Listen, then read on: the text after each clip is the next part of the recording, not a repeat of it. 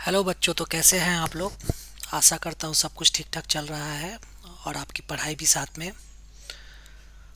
तो माई गणित गुरु चैनल में आप सभी का स्वागत है। और आज जो टॉपिक मैं पढ़ाने जा रहा हूँ वो क्वाड्रेटिक इक्वेशंस है। बहुत ही धीरे धीरे आराम से मैं पढ़ाऊँगा और हर एक चीज़ को बारीकी से बताते जाऊँगा। तो कृपया ध्यान से आप इसको सुनते रहिए और साथ ही साथ थोड़ा अपना नोट पैड और अपना पेन निकाल के उस पर लिखते रहिए। ठीक है। कुछ भी नहीं समझ में आया है तो थोड़ा सा पीछे जाके फिर से वीडियो को देखना चालू कीजिए, तो आपको ज़रूर समझ में आएगा।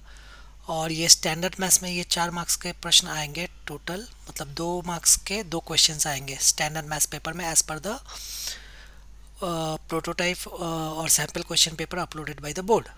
ठीक है। तो उसके हिसाब से आएगा। तो क्वाड्रेटिक इक्वेशन जो कि आप पहली बार नहीं देख रहे हैं, इससे पहले भी आपने किया है और आपने इसको सॉल्व भी किया है। तो यहाँ पे जो हमें जानकारी जानना ज़रूरी है उसके बारे में मैं बताता हूँ। सबसे पहले कि क्वाड्रेटिक इक्वेशन स्टैंडर्ड फॉर्म में है कि नहीं उसके बारे में जानकारी हासिल करेंगे। ठीक है। तो आपको कुछ एग्जांपल्स दे दिए जाएंगे और पूछा जाएंगे whether the equation is in quadratic form और नॉट। वो क्वाड्रेटिक फॉर्म में है कि नहीं आपको आइडेंटिफाई करना है, तो वो है। फिर आपको कुछ वर्ड प्रॉब्लम्स दे दिए जाएंगे जो रियल लाइफ सिचुएशंस है। ठीक है। और वो रियल लाइफ सिचुएशन को आपको मतलब फॉर्मुलेट करना पड़ेगा या फ्रेम करना पड़ेगा in the form of quadratic equation. तो आपको क्वाड्रेटिक इक्वेशन के फॉर्म में उसको लिखना पड़ेगा और फिर उसको मैथमेटाइज करके उस वर्ड प्रॉब्लम को मैथ्स के इक्वेशन के हिसाब में आपको लिखना पड़ेगा और फिर उसको सॉल्व करना पड़ेगा। तो इस बार कंप्लीटिंग स्क्वायर मेथड इस बार के सिलेबस में नहीं है, लेकिन मैं अपने वीडियो में कराऊंगा। इसका मतलब ये नहीं कि आपको ध्यान नहीं देना है। क्वाड्रेटिक फार्मूला है। तो क्वाड्रेटिक इक्वेशन को 3 तरफ से हम सॉल्व कर सकते हैं। तो एक है जो फैक्टराइजेशन मेथड या मिडिल टर्म स्प्लिटिंग हम बोलते हैं। फिर कंप्लीटिंग स्क्वायर मेथड है, और वो अगर नहीं समझेंगे तो फिर क्वाड्रेटिक फार्मूला कहाँ से आया आपको समझ में नहीं आएगा। और क्वाड्रेटिक फार्मूला, तो चलिए बिना विलंब किए हुए इस वीडियो को शुरू करते हैं। और सबसे पहले standard form of a quadratic equation, लेकिन उससे पहले वाई क्वाड्रेटिक इक्वेशन। ठीक है। क्वाड्रेटिक इक्वेशन क्यों सीखना ज़रूरी है उसके बारे में पहले बात कर लेते हैं। राइट। Why quadratic equation. ठीक है। क्वाड्रेटिक इक्वेशन क्यों।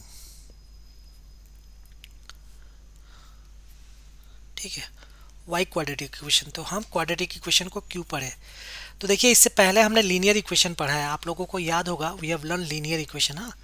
तो इससे पहले हमने जो इक्वेशन पढ़ा है वो लीनियर इक्वेशन है, तो उसके बारे में मैं लिख देता हूँ यहाँ पे linear equation.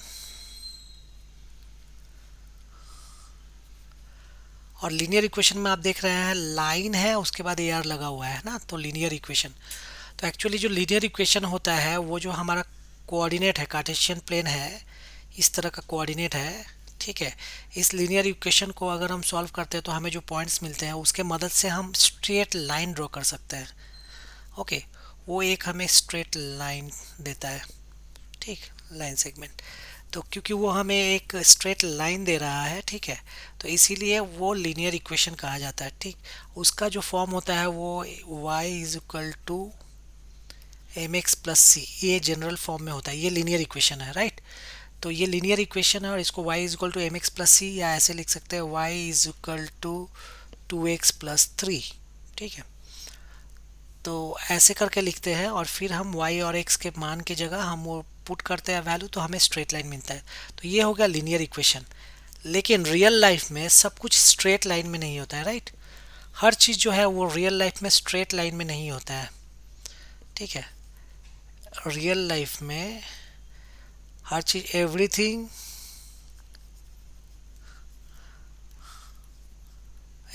Doesn't go straight like. Okay. तो हर चीज़ स्ट्रेट में नहीं होता है। जैसे कि आपने कुरकुरे देखा है ना, टेढ़ा है पर मेढ़ा है। ठीक है। कुरकुरे टेढ़ा होता है तो वो भी स्ट्रेट नहीं है, और आपको पसंद भी है और आपको अच्छा भी लगता है। उसी तरह हर चीज़ स्ट्रेट नहीं होता है। ठीक। तो आपने पॉलिनोमियल चैप्टर में पढ़ा होगा कि एक कर्व बनता है। और वो कर्व एक्स एक्सिस को 2 पॉइंट पे इंटरसेक्ट करता है, तो वो क्वाड्रेटिक पॉलिनोमियल होता है। ठीक है। तो जब उस तरह के सिचुएशंस आ जाएंगे हमारे लाइफ में तो हमें क्वाड्रेटिक इक्वेशन का मदद लेना पड़ेगा, ठीक है, उसको बताने के लिए। तो इसीलिए हमें क्वाड्रेटिक इक्वेशन करना पड़ता है। जैसे समझ लीजिए एक बॉल है, ये समझ लीजिए आपका एक बॉल है, ठीक है, और इस बॉल को आपने आसमान में फेंका, वो तो ऐसे ऐसे जाएगा और जाते जाते फिर वो ऐसे करके गिरेगा, राइट। तो ये जो कर्व बन रहा है, अगर इसके बारे में मैं बताने जाऊँ तो वो स्ट्रेट लाइन नहीं है, it is a curve line, okay, and it is a inverted parabola, ठीक है, ये उल्टा पैराबोला है, ठीक है। तो इस तरह के कर्व को अगर मुझे डिवाइन करना है तो हमें क्वाड्रेटिक इक्वेशन का मदद लेना पड़ेगा। क्वाड्रेटिक इक्वेशन का मदद लेना पड़ेगा, ठीक है। इस तरह का कर्व हुआ या इस तरह का कर्व हुआ, ठीक है। तो ये जो कर्व मैं दिखा रहा हूँ, इस तरह के कर्व के लिए अगर कोई भी चीज़ इस पाथ में अगर वो जा रहा है, इस पाथ को फॉलो कर रहा है जो कि कर्व पाथ है, तो हमें क्वाड्रेटिक इक्वेशन का मदद लेना पड़ेगा, ठीक है। तो इसीलिए क्योंकि लाइफ में सब कुछ सीधा नहीं है, इसीलिए हमें क्वाड्रेटिक इक्वेशन का मदद लेना पड़ता है, ठीक है, बाकी चीज़ों को डिफाइन करने के लिए। इवन आपने देखा होगा स्नेक जो है वो ऐसे ऐसे चलता है, स्नेक ऐसे ऐसे चलता है, तो ये देखिए ये कर्व ही हो रहा है ना, स्नेक का जो मूवमेंट है वो कर्व जैसा ही है, राइट। तो इस कर्व को अगर डिफाइन करना है तो हमें क्वाड्रेटिक इक्वेशन का मदद लेना पड़ेगा, ठीक है, या पॉलिनोमियल्स का मदद लेना पड़ेगा। अगर कोई बैट्समैन है जो कि अगर कोई छक्का मारा है, ठीक है, तो बॉल सीधा यहाँ से जाके बाउंड्री के बाहर ऐसे गिरा, राइट। तो ये बाउंड्री के बाहर गिरा, तो ये भी एक क्वाड्रेटिक इक्वेशन है। तो आपको यहाँ तक समझ में आया है कि जब भी कोई कर्व पाथ होता है, ठीक है, the path when it is curvilinear path, ठीक है, तो we have to take the help of a quadratic equation. तो हमें क्वाड्रेटिक इक्वेशन का मदद लेना पड़ता है।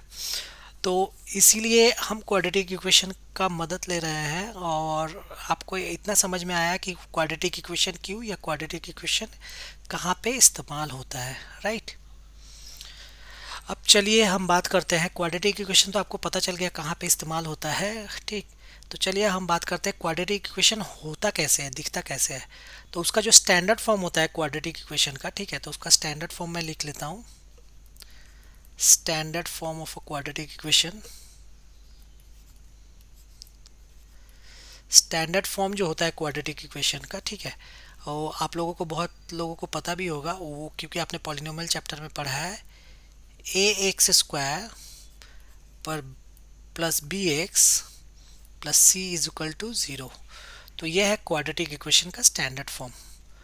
और यहाँ पे a not is equal to zero, सबसे ज़रूरी बात है कि ए ज़ीरो नहीं होगा, ठीक है। क्यों ज़ीरो नहीं होगा ये भी मैं बता दूँ, ए ज़ीरो क्यों नहीं होगा। अगर ए को हम ज़ीरो लेंगे, ठीक है, तो यहाँ पे मैं बता देता हूँ, ए अगर मैंने जीरो ले लिया और उसको एक्स स्क्वायर से मल्टीप्लाई किया, तो कोई भी चीज़ जीरो से मल्टीप्लाई होता है तो वो ज़ीरो बन जाता है, राइट। तो यहाँ पे ऐसा हो जाएगा b x plus c is equal to zero. अगर if a is equal to zero हो जाता है तो मैं यहाँ पे लिख देता हूँ if a is equal to zero, ठीक है, होगा तो क्या होगा, तो ये zero into x square zero हो गया, फिर मेरे पास b x plus c is equal to zero हो गया। मतलब ये जो इक्वेशन है आपका बन गया b x plus c is equal to zero. मतलब अब x के ऊपर कोई स्क्वायर नहीं रहा। तो इस तरह का जो इक्वेशन है वो लीनियर इक्वेशन है, वो क्वाड्रेटिक इक्वेशन नहीं है।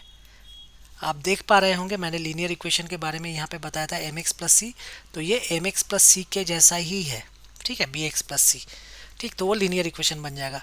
तो अगर ए जीरो हो गया तो क्वाड्रेटिक इक्वेशन क्या हो जाएगा, वो लीनियर इक्वेशन बन जाएगा, वो क्वाड्रेटिक नहीं रहेगा, इसीलिए ए जीरो नहीं होगा। तो स्टैंडर्ड फॉर्म क्या है क्वाड्रेटिक इक्वेशन का, a x square plus b x plus c is equal to जो जीरो है, ये है स्टैंडर्ड फॉर्म, राइट। जहाँ पे ए जो है वो कोफिशिएंट ऑफ एक्स स्क्वायर कहा जाता है, बी जो है वो कोफिशिएंट ऑफ एक्स है और सी जो है कांस्टेंट टर्म है। ए और बी जो है वो न्यूमेरिकल वैल्यूज़ है, ए बी सी जो है वो न्यूमेरिकल वैल्यूज़ है, 2 3 4 5 6 -5 -6 5 कुछ भी नंबर्स हो सकते हैं, ठीक है। तो ए बी सी जो है वो न्यूमेरिकल वैल्यूज़ है, नंबर्स है, राइट। तो कोई भी इक्वेशन जो a x square plus b x plus c is equal to zero form में होगा वो क्वाड्रेटिक इक्वेशन होगा। तो एनी इक्वेशन, फिर से मैं एक बार लिख दूँ, any equation which is in the form of ax square plus bx plus c is equal to 0 where a not is equal to 0 is a quadratic equation in x, ठीक है, ये x में quadratic equation है, right. तो ये हो गया standard form quadratic equation का। अब चलिए हम आगे बढ़ते हैं और कुछ एग्जांपल्स लेते हैं, ठीक है। जो कंसेप्ट है, कंसेप्ट बताने के लिए एग्जांपल लूँगा कि अगर कोई वर्ड प्रॉब्लम्स है या केस स्टडीज़ है, क्योंकि अभी as per the new education policy, okay, as per the national education policy NEP जो है 2020, ठीक है। तो नेशनल एजुकेशन पॉलिसी के हिसाब से, ठीक, अभी जो क्वेश्चंस है वो थोड़ा कंसेप्चुअल बेस हो गया है, ठीक। तो इसीलिए आपको थोड़ा कंसेप्ट भी समझना ज़रूरी है। तो कोई भी तरह का वर्ड प्रॉब्लम जो है उसको हम क्वाड्रेटिक इक्वेशन में फ्रेम कैसे करते हैं वो बहुत ज़रूरी है जानना। तो चलिए हम अपने वर्ड प्रॉब्लम की तरफ मुड़ते हैं। तो देखिए एग्जाम्पल 1 का जो पहला सम है वो दिया गया है, first sum of example 1, okay, आपके एनसीईआरटी टेक्स्ट बुक के फर्स्ट सम। जॉन और जीवांती टुगेदर है 45 मार्बल, ये दोनों के पास 45 मार्बल्स हैं। हाँ, both are having together they are having 45 marbles. Both of them lost 5 marbles each, दोनों 5-5 मार्बल हार गए, ठीक है। And the product of the number of marble they now have is, और अब जो कि वो 5-5 मार्बल हार गए हैं, तो वो जो मार्बल है उनका अगर मैं प्रोडक्ट करता हूँ, मल्टीप्लाई करता हूँ जितने मार्बल हैं उनके पास, तो उसका रिजल्ट आ रहा है 124। We would like to find out how many marbles they had to start with, तो उनके पास कितने मार्बल थे, ठीक है। तो ये है हमारा प्रॉब्लम। तो दोनों के पास कितने मार्बल हैं? 45 मार्बल है, ठीक। तो जैसे कि एग्जांपल मैं दे देता हूँ कि मेरे पास और आपके पास 15 मार्बल है, ठीक है। मेरे पास और आपके पास 15 मार्बल है। हाँ, we both are having 15 marble together, ठीक है। और मैं अगर बता दूं कि मेरे पास कितना मार्बल है, तो क्या आप निकाल पाएंगे कि आपके पास कितना मार्बल्स है? ठीक है, चलिए हम दोनों के पास 15 है और उसमें से 6 मार्बल मेरे पास है, तो आपके पास कितने मार्बल होंगे? क्या करेंगे आप? मेरे पास 6 मार्बल है 15 में से, तो आपके पास कितने मार्बल है? 15 माइनस 6, 9 मार्बल है, राइट, ठीक है। तो 15 में से 6 को घटा देंगे तो पता चल जाएगा कि आपके पास कितना मार्बल है, ठीक है। तो ऐसा है। तो इसी तरह से हमें सम्स को करना होगा। तो जॉन के पास और जीवांती के पास, दोनों के पास 45 मार्बल है। तो हम इस सम को कैसे मैथमेटाइज करेंगे या क्वाड्रेटिक इक्वेशन के फॉर्म में बदलेंगे वो आप देख लीजिए, फ्रेम करेंगे, ठीक है। तो let John have x marble, मुझे क्योंकि पता नहीं है जॉन के पास कितना मार्बल है, तो मैंने ले लिया कि जॉन के पास, मान लीजिए कि जॉन के पास एक्स मार्बल है, ठीक है। देयरफॉर, तो जीवांती के पास कितने मार्बल होंगे? देयरफॉर जीवांती will have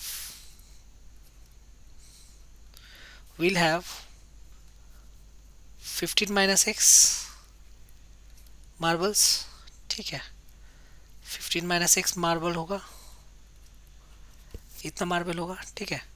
तो जॉन के पास कितना मार्बल है? X marble. और जीवांती के पास कितना हो गया? 15 माइनस एक्स मार्बल। अब क्या बोला है? Both of them lost 5 marble. अब दोनों ने 5-5 मार्बल हार गए, ठीक है। कोई गेम में वो दोनों 5-5 मार्बल हार गए। तो एट प्रेजेंट, या लिखे आफ्टर लूजिंग 5 मार्बल्स, जॉन के पास एक्स मार्बल था और वो 5 मार्बल हार गया, ठीक है। तो अब उसके पास कितने मार्बल होंगे? जॉन के पास एक्स मार्बल था, अब वो 5 मार्बल्स हार गया। आफ्टर लूजिंग 5 मार्बल्स, जॉन के पास कितना मार्बल होगा? जॉन विल हैव, जॉन के पास एक्स, पहले एक्स था, अब 5 हार गया, तो एक्स माइनस 5 मार्बल्स होगा, राइट। और जीवांती के पास कितना मार्बल होगा? And Jivanti will have 15 minus x उसके पास था और 5 वो हार गई। 15 माइनस एक्स माइनस 5, उसमें से माइनस 5, तो इसको अगर हम थोड़ा सिंप्लीफाई करेंगे तो ये हो जाएगा 15 माइनस 5 हो जाता है 10, 10 माइनस एक्स, तो इतना मार्बल है, राइट। अब क्या बोला गया है? अब बोला गया है कि इन दोनों का अभी जो नंबर है, जितने मार्बल है इनके पास, इन दोनों को अगर मैं प्रोडक्ट करता हूँ, मतलब मल्टीप्लाई करता हूँ, तो मुझे 124 मिलेगा। तो मतलब according to the question, as per the question, या अकॉर्डिंग टू द क्वेश्चन, ऐसे मैं लिख सकता हूँ, अकॉर्डिंग टू द क्वेश्चन या according to the problem, okay. x minus 5 into 10 minus x is equal to how many marbles 124, right. अब हम क्या करते हैं, ये दोनों जो ब्रैकेट में है नंबर्स, इनको हम गुना करते हैं। तो पहले क्या होगा, x से पूरा ये दूसरा वाला जो ब्रैकेट है वो पूरा मल्टीप्लाई होगा, तो x multiplied with 10 minus x, right. उसके बाद -5 से फिर से वो ब्रैकेट मल्टीप्लाई हो जाएगा 10 माइनस थोड़ा सा -5, ठीक है। पहले मैंने क्या किया, पहले मैंने x से ये पूरा जो है इसको मल्टीप्लाई किया, x इंटू 10 माइनस एक्स, उसके बाद -5 मल्टीप्लाइड विथ 10 माइनस एक्स, ठीक है। उसके बाद 124 मिलेगा, राइट। तो अब मैं अगर मल्टीप्लाई करूंगा तो x इंटू 10 के साथ x का मल्टीप्लाई करेंगे तो 10x, और x के साथ -x को मल्टीप्लाई करेंगे तो यहाँ पे -x², फिर -5 into 10 -50, and -5 into -x, minus minus plus हो जाएगा, ये -5 और ये -x, तो माइनस माइनस प्लस 5x, और ये बराबर हो जाएगा आपका 124, राइट, 124। चलिए इसको थोड़ा सा इधर ले लेते हैं। तो ये हो गया 10x minus x² minus 50 plus 5x is equal to 124। अब क्या करेंगे, देखिए ये 10x यहाँ पे जो है, ये 10x और ये 5x दोनों प्लस है, 10x प्लस 5x, तो ये हो जाएगा 15x minus x² minus 50 is equal to 124। अब क्या करेंगे, लेफ्ट हैंड साइड में सब जो है ना उन सब को मैं राइट हैंड साइड लेके जाऊंगा, क्योंकि मैं देख पा रहा हूँ कि x² जो है वो माइनस है, तो उसको मैं जो पॉजिटिव करना है इसलिए मैं उधर लेके जा सकता हूँ। वैसे ही ये 124 को भी इधर लेके आ सकते हैं, ठीक है, लेफ्ट हैंड साइड को, लेकिन क्योंकि माइनस x² और उसको पॉजिटिव करना है इसलिए मैं सब चीज़ को उधर लेके जाता हूँ। तो मैं क्या लिखूँगा, 0 is equal to 124 minus 15x plus x² plus 50, -50 minus x² उधर गया तो प्लस x² हो गया, -50 उधर गया तो प्लस 50 हो गया। अब क्या हो जाएगा, ये 0 इज इक्वल टू 124 प्लस 50 क्या हो जाएगा, दोनों प्लस है, 174 माइनस 15x प्लस x²। इसी को अब अच्छी तरह से मैं लिख लेता हूँ यहाँ पे, तो क्या होगा, यहाँ पे लिखता हूँ x² minus 15x plus 174 equal to 0, तो ऐसा हो जाएगा। अब ये देखिए, ये जो इक्वेशन हमें मिला ये क्वाड्रेटिक इक्वेशन है कि नहीं, तो इसे ये क्वाड्रेटिक इक्वेशन है कि नहीं इसको बताने के लिए हमारा जो पहले स्टैंडर्ड फॉर्म में इक्वेशन मिला था ax² plus bx plus c is equal to 0, इस फॉर्म में है कि नहीं, तो हम देख पा रहे हैं कि उसी फॉर्म में है, ठीक है। x² है, bx है -15x और c भी है, कांस्टेंट टर्म है 174, तो it is in the form of a quadratic equation. तो ये हमारा क्वाड्रेटिक इक्वेशन मिल गया। अब इसको अगर सॉल्व करेंगे तो जॉन के पास कितना मार्बल है और जीवांती के पास कितना मार्बल है हमें पता चल जाएगा। तो अभी सॉल्व नहीं करना है, अभी सिर्फ इक्वेशन फ्रेम करना था, ठीक है।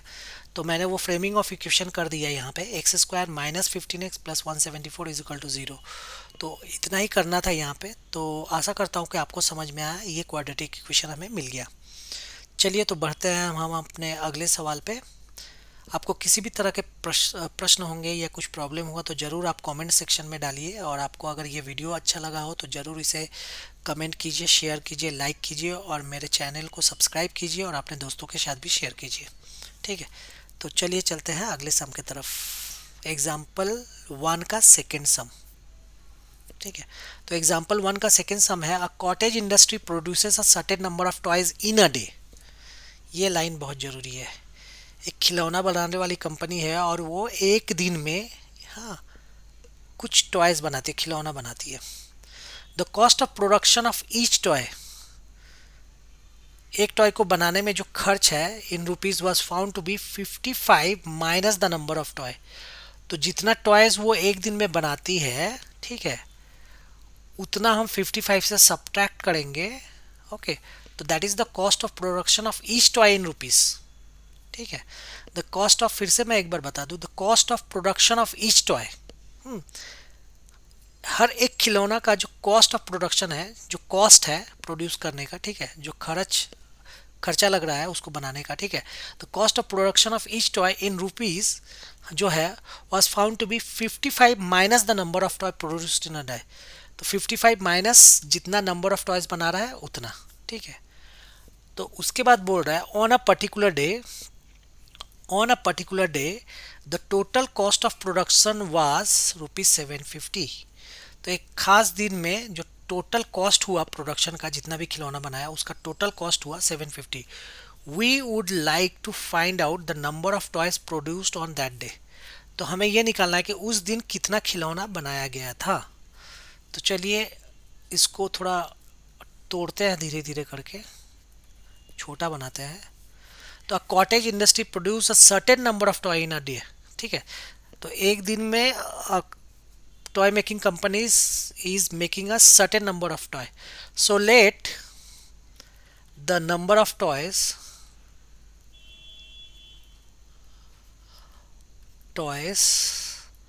produced in a day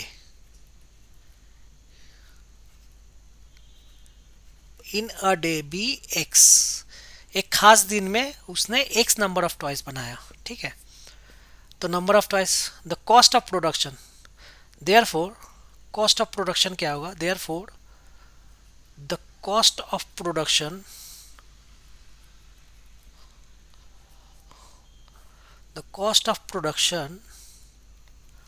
of toys will be, तो कॉस्ट ऑफ प्रोडक्शन जो होगा टॉयज का उस दिन का, ठीक है, cost of production of each toy in rupees was found to be 55 minus the number of toy. तो 55 minus the number of toy, और नंबर ऑफ टॉय कितना था, x था, तो 55 माइनस x, ठीक है। तो ये हर एक खिलौना का दाम ये हो गया। तो एक खिलौना का दाम इतना है और कितना खिलौना बना है, x। तो टोटल कॉस्ट कितना हुआ, तो ये चीज़ समझना है, ठीक है। समझ लीजिए कि एक चॉकलेट का दाम जो है वो 5 रुपया है, ठीक है। तो अगर मैं 2 चॉकलेट खरीदूंगा तो मुझे कितना रुपया देना पड़ेगा, 5 इंटू 2 या 5 प्लस 5, 2 बार जोड़ेंगे ना, मतलब 5 इंटू 2, ठीक है। एक चॉकलेट का दाम 5 रुपया है, और अगर मैं 2 चॉकलेट लेता हूँ तो 2 इंटू 5 लेना करना पड़ेगा, 10 रुपीज़ देना पड़ेगा। 3 चॉकलेट लिया तो 3 इंटू 5, 4 चॉकलेट लिया तो 4 इंटू 5, राइट। 5 चॉकलेट लिया तो 5 इंटू 5, 6 लिया तो 6 इंटू 5। तो वो नंबर ऑफ जो चॉकलेट है वो आपका x है, राइट। जो नंबर ऑफ चॉकलेट है वो x है, और जो रेट है एक चॉकलेट का वो है 55 माइनस x, ऐसा समझ के लीजिए, ठीक है।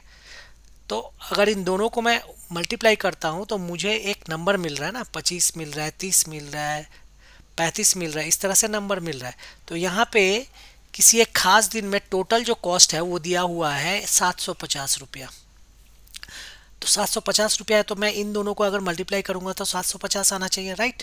There product of the cost is, total cost is what, how much, it is ₹750। तो अकॉर्डिंग टू द क्वेश्चन, प्रश्न के अनुसार, according to question, number of toys जो कि x है इनटू कॉस्ट ऑफ टॉयज जो कि 55 माइनस x है, ये इज इक्वल टू हो जाएगा टोटल कॉस्ट, और टोटल कॉस्ट कितना दिया हुआ है वो है 750। तो इसको हम मल्टीप्लाई करते हैं, x इंटू 55 कितना हो जाएगा, 55x minus x into x कितना हो जाएगा, minus x square, and that is equal to 750। अभी फिर से देखिए एक्स स्क्वायर जो है वो माइनस है, तो हम उसको राइट हैंड साइड में लेके चले जाएंगे, सभी चीज़ को राइट हैंड साइड में लेके जाएंगे पहले। तो 0 is equal to 750 minus 55x plus 55x को राइट हैंड साइड ले गया तो माइनस हो गया, और माइनस एक्स स्क्वायर को राइट हैंड साइड ले गया तो प्लस एक्स स्क्वायर हो गया। तो अब ये जो इक्वेशन बना है, ओके, वो ऐसा बना है, x square minus 55x plus 750 equal to 0। तो ये आपका इक्वेशन है, और ये एक क्वाड्रेटिक इक्वेशन है क्योंकि ये जो इक्वेशन है वो एक्स स्क्वायर के फॉर्म में है, ठीक है। A x square plus b x plus c is equal to 0 इस फॉर्म में है। तो ये लिखने का ज़रूरत नहीं है, यहाँ तक किया तो हमारा सम हो गया। सिर्फ हमें समझना है कि ये एक क्वाड्रेटिक इक्वेशन है, और इसको मैं सॉल्व नहीं करूँगा, इसको सॉल्व मैं नेक्स्ट चैप्टर नेक्स्ट एक्सरसाइज जब करूँगा वहाँ पे हमें ये सॉल्व करने के लिए दिया हुआ है, तो उसमें सॉल्व करेंगे। तो आशा करता हूँ बच्चों आपको ये कंसेप्ट समझ में आया है। तो जितने भी वर्ड प्रॉब्लम दिए गए हैं बुक में, उनको फ्रेम करना है क्वाड्रेटिक इक्वेशन के फॉर्म में, और फ्रेम करने के बाद फिर उनको सॉल्व करना है। तो सॉल्व करना हम अगले एक्सरसाइज में देखेंगे। उसके पहले हम कुछ आइडेंटिफाई करते हैं कि whether the equation is a quadratic equation और नॉट। तो हमें आइडेंटिफाई करना है कि एक इक्वेशन जो दिया हुआ है वो इसके बाद जो सम्स है एग्जाम्पल 2, उसमें हमें बताना है कि जो इक्वेशन दिया हुआ है वो क्वाड्रेटिक इक्वेशन है कि नहीं है। तो चलिए आगे बढ़ते हैं। ठीक है, तो ये एग्जाम्पल 2 में देख लीजिए, हमारे पास कुछ इक्वेशंस दिए गए हैं, 4 सम्स हैं। ये चारों सम्स को बताना है कि ये क्वाड्रेटिक इक्वेशन है कि नहीं है। तो सबसे पहला हम चेक करते हैं। तो इसको क्या करना है, हमें सिंप्लीफाई करके सिंपलेस्ट फॉर्म में लाना है, और फिर हमें चेक करना है कि ये क्वाड्रेटिक इक्वेशन है कि नहीं है।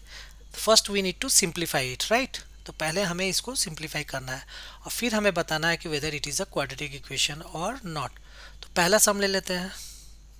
पहला सम क्या है, x minus 2 whole square plus 1 is equal to 2x minus 3। ठीक, तो अब जो ये x माइनस 2 ब्रैकेट में है इसको एक्सपैंड करेंगे, राइट। तो इसको एक्सपैंड करने के लिए a minus B whole square का फॉर्मूला जो है, आइडेंटिटी जो है वो लगाएंगे।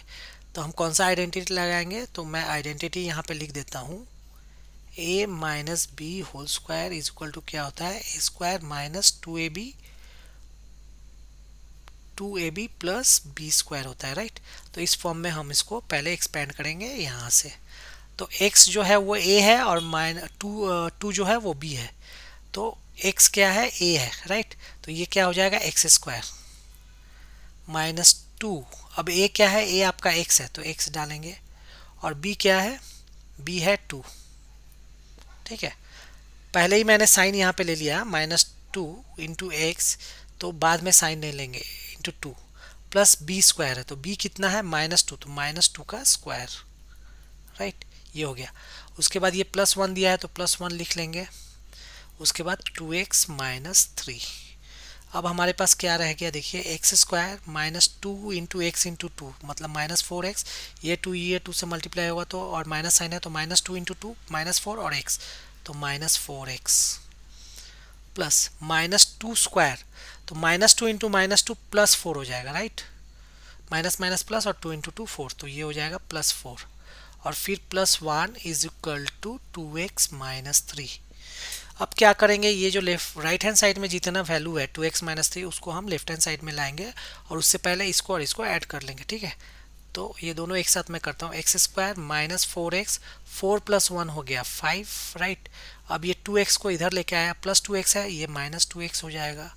ठीक, और ये जो माइनस 3 है उसको हम इधर लेके जाएंगे तो प्लस 3 हो जाएगा, राइट, इक्वल टू 0। तो अब हमारे पास क्या रह गया, एक्स स्क्वायर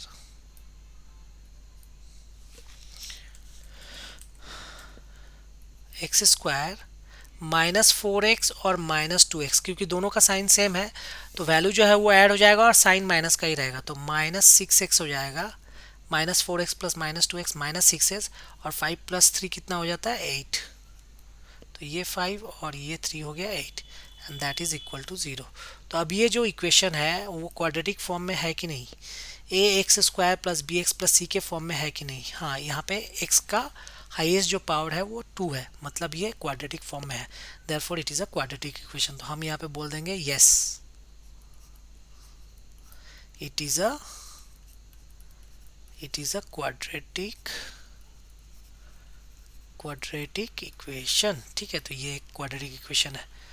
तो बच्चों आशा करता हूँ ये सम समझ में आ गया। ठीक है, और एक सम करूँगा मैं, ये सब सम्स नहीं करूँगा, आप कर सकते हैं। ठीक है, तो मैं एक और सम्स कर लेता हूँ, पहला कर लिया, अब मैं क्या करूँगा, मैं थर्ड वन करता हूँ। ठीक है, third some I will do.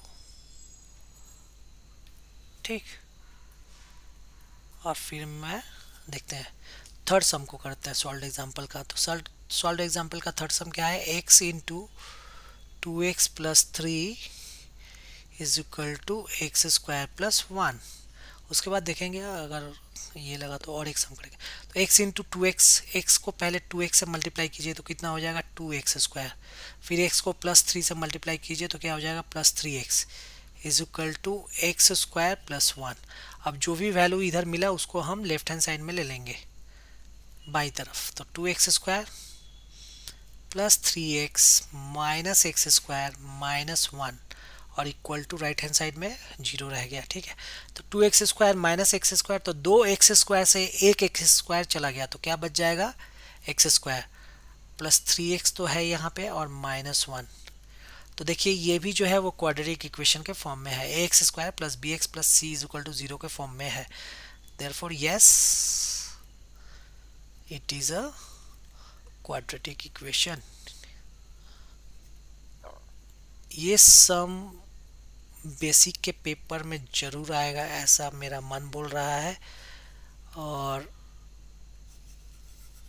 ये सम मतलब इस तरह के सम्स आएंगे, ठीक है, बेसिक के पेपर में।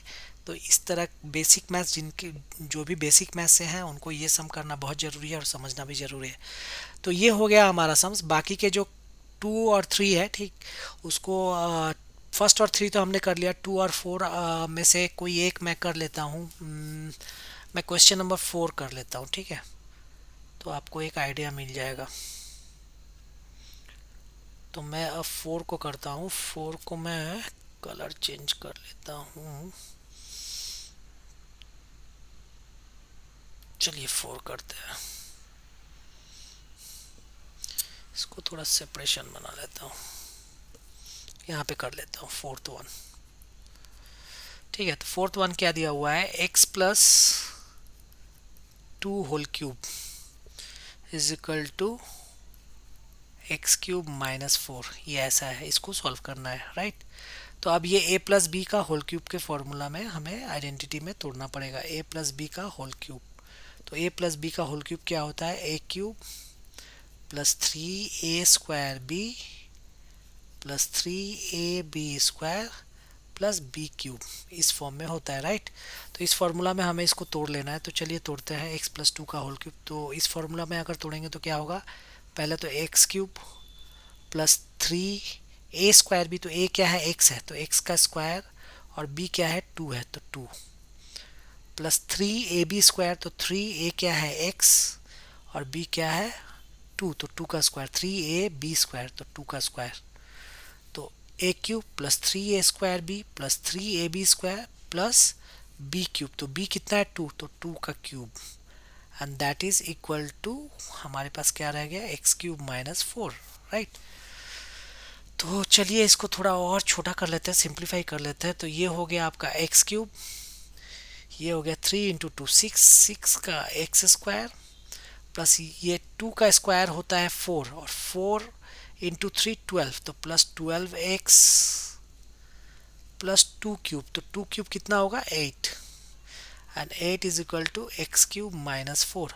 अब सभी चीज़ों को मैं लेफ्ट हैंड साइड लेके आऊँगा, राइट। तो ये x³ है, ये लेफ्ट हैंड साइड आएगा तो माइनस हो जाएगा, राइट। तो x³ + 6x² + 12x + 8 - x³ और ये -4 इधर आ गया तो ये हो जाएगा +4 इज इक्वल टू 0, राइट। तो अब देखिए +x³ और -x³ जो है वो कैंसिल हो जाएगा, राइट। अब हमारे पास क्या रह गया 6x², तो मैं ऊपर की तरफ लिख लेता हूँ, रह गया 6x² जो कि ये है। फिर क्या रह गया +12x, तो +12x, फिर क्या रह गया 8 और +4, तो 8 + 4 कितना होता है 12 इज इक्वल टू 0। तो ये क्वाड्रेटिक इक्वेशन के फॉर्म में है कि नहीं, ये प्योरली क्वाड्रेटिक इक्वेशन के फॉर्म में है, जो कि पूरी इस तरह से दिख रहा है, ax² + bx + c is equal to 0, पूरा इस फॉर्म में। देखिए a की जगह पे 6, x² हो गया, b की जगह पे 12 + 12 और c की जगह पे फिर से +12। तो ऐसा है, तो ये क्वाड्रेटिक इक्वेशन है, तो ये भी क्वाड्रेटिक इक्वेशन है। Yes, it is a quadratic equation।